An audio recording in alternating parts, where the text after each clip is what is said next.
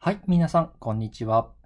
Di video kali ini kita akan belajar biologi di bab 4 ke 1 kita masuk ke dalam pembelahan mitosis. Jadi kita mulai dari pelajaran siklus sel ya. Jadi sel dia akan terus berkembang, membesar, replikasi DNA, kemudian dia akan membelah satu sama lain. Itulah bagaimana caranya sel membesar. Nah, di dalam prosesnya itu, sel itu memiliki siklus tertentu. Dan kita bisa lihat dari sini. Jadi nama-nama siklus ini kita mulai dari yang pertama ada G1, kemudian ada S, kemudian ada G2. Dan terakhir masuk ke fase pembelahan mitosis. Ya, jadi ada 1, 2, 3, 4. Secara kasarnya kita bagi jadi 4. G1 dan G2. G itu datang besar hurufnya dari growth. Jadi perkembangan. Jadi G1 adalah tempat di mana fase di mana sel itu akan terus berkembang. Dia mulai membesar. Di fase S itu fase sintesis, artinya dia mulai memperbanyak jumlah DNA-nya dia. Jadi kamu masih ingat pelajaran di video sebelumnya, di mana kita belajar mengenai replikasi DNA, itulah di situ di mana selnya melakukan replikasi DNA. Dan terakhir, G2 itu adalah persiapan si sel untuk memasuki fase mitosis. Ya, jadi G1 membesar, kedua replikasi, ketiga mitosis. Nah, 3 fase ini digabung namanya menjadi fase interfase ya. Fase interfase ini. Oke. Nah, setelah itu dia masuk ke dalam fase mitosis. Ada prosesnya di mana pertama profase, metafase, anafase, telofase, dan terakhir setelah mitosis selesai dia akan melakukan pembelahan sel, sitokinesis. Ya, jadi ada 4 tahap di dalam mitosis dan terakhir sitokinesis. Ini juga pernah kamu pelajari di SMP dan di SMA, ya. Di sini kita bisa lihat lebih detailnya mengenai mitosis. Jadi kita punya proses yang paling kiri, di mana proses profase adalah proses semua DNA yang ada di dalam nukleus itu dia menggumpal menjadi satu kromosom, kemudian dinding nukleus itu akan hilang dan kromosom itu akan keluar ke dalam sel. Setelah itu bagian ujung sini kamu bisa lihat centriole ya. Centriole ini akan lari ke ujung kutub sel dan dia akan membentuk benang spindle ya, akan membentuk spindle fiber sini ya, benang-benang spindle ini yang menarik dari ujung ke ujung. Oke.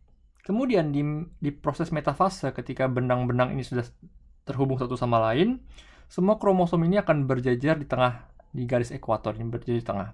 Ya. Kemudian di proses anafase, benang spindle ini dia akan menarik setengah dari setiap kromosom. Jadi kamu punya kromosom ini ada setengahnya akan dicabut ke atas dan setengah dicabut ke bawah. Dan proses terakhir, proses telofase, di mana kromosom-kromosom yang ini sudah mengumpul di satu titik, mereka akan mulai membentuk nukleus yang baru.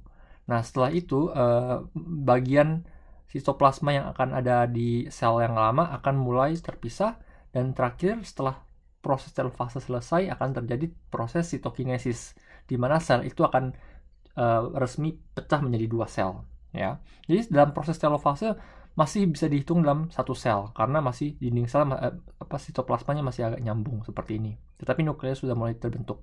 Oke. Sekarang kita lihat kromosom itu tuh hubungannya apa dengan DNA. Kita punya DNA itu seperti deretan kodon seperti ini ya, A, T, A, C, A, G, C, C, G, dan seterusnya. Ini semua kita pernah belajar di bab sebelumnya, di mana deret-deret ini, deret DNA-nya ini akan membentuk struktur double helix, DNA helix ya, seperti ini, spiral seperti ini. Nah, setelah itu DNA helix ini dia akan menggumpal ke dalam satu protein yang namanya histone. Protein ini sebagai protein untuk menggabungkan semua DNA-nya. Dan gabungan histone dengan DNA ini namanya nukleosom. Kemudian nukleosom ini akan banyak sekali terkumpul menjadi satu, menggabung menjadi benang kromatin, menjadi kromatin. Dan terakhir kromatin itu akan menggabung di dalam bentuk kromosom. Jadi ini hubungan antara kromosom dengan DNA. Jadi seandainya kamu buka kromosom, kamu akan mendapatkan kromatin, ada nukleosom, kamu lepas histone-nya, kamu akan mendapatkan deret DNA seperti ini. Oke. Kemudian kita juga pernah belajar mengenai fase nuklir, fase inti sel. Jadi ada yang namanya N, ada yang namanya 2N, ada haploid, ada diploid. Ya, sekarang pengertian haploid diploid saya mau tekankan di sini dulu sebelum kita masuk ke proses meiosis. Jadi kita punya yang namanya dalam sel, ketika kromosom itu memiliki dua jumlah kromosom yang persis sama ukuran dan sama jenisnya, misalnya merah ini dengan yang merah ini, biru ini dengan biru ini, kuning ini dengan kuning ini, maka sel itu sifatnya adalah diploid, ya. Tetapi apabila dalam satu sel itu dia memiliki kromosom yang satu jenisnya hanya aja satu batang, maka namanya haploid, seperti ini. Nah, nanti juga akan banyak sekali soal hitungan bagaimana cara menunjukkan status sel itu, apakah di haploid apa diploid, jumlah kromosomnya, jumlah DNA-nya ada berapa, seperti itu. Nah, kamu bisa lihat di yang sebelah kanan atas ini, kita punya gambar kromosom ini ada total ada 4 ya, jadi ada 4 kromosom, 1, 2, 3, 4, 2 besar, 2 kecil, total ada 4 batang kromosom ya. Jadi kita bisa tulis ini 4 di sini. Tapi kita di sebelah kiri bisa lihat 2N sama dengan 4. 2N itu maksudnya apa? Maksudnya adalah dia sifatnya diploid. Kamu bisa lihat dua jenis dua batang kromosom yang sama jenisnya, maka dari itu dia diploid, 2N, 2N. Totalnya ada 4. Ya. Jadi seandainya nanti ketika dalam pelajaran meiosis itu kita belajar bagaimana cara pembelahan, kita akan mendapatkan N-nya menjadi setengahnya, seperti itu. N-nya sama dengan 2.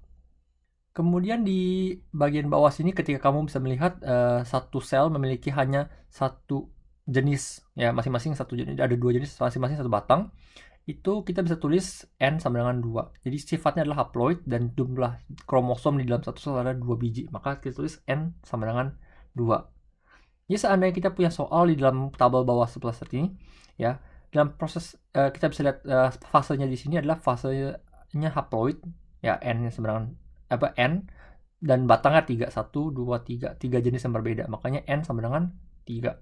Sedangkan yang di bawah sini kita punya yang diploid, ya, masing-masing 1, 2, 1, 2, 1, 2. Diploid 2N, total ada 6 batang kromosom. Jadi 2N sama dengan 6. Oke. Mengenai pembelahan mitosis. Jadi seandainya yang namanya pembelahan mitosis, dia tidak akan mengubah jumlah fase nukleusnya. Jadi seandainya pertama dia punya fasenya 2N, kemudian dia akan replikasi dan juga dia akan pembelahan, maka dia punya anak selnya juga memiliki sifat 2N, ya, memiliki sifat 2N, ya. Jadi misalnya sebelah kiri ini kita punya ya sudah direplikasi, ya, DNA-nya sudah direplikasi, dia 2N, dia diploid 1, 2, 3, 4 di sini, ya. Maka anaknya juga akan mendapatkan 2N, di mana 2N sama dengan 4.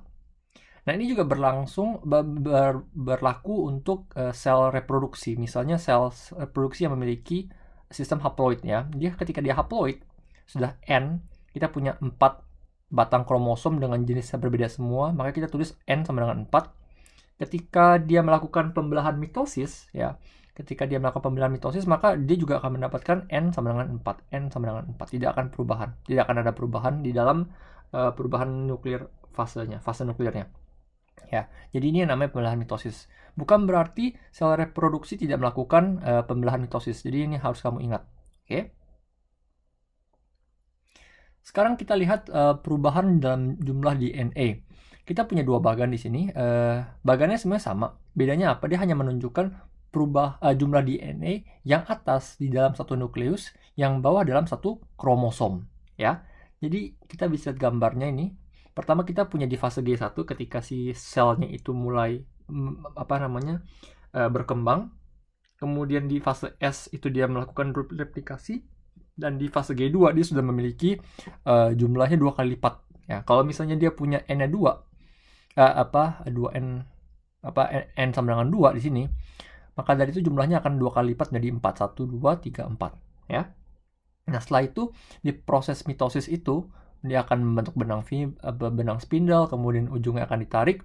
Di dalam satu nukleus itu, ketika dia sudah selesai di fase terakhir, telofase, maka jumlahnya akan kembali menjadi 2. Yang tadinya 4 menjadi 2 di sini, ya. Jadi masing-masing membentuk 2 di sini. Oke.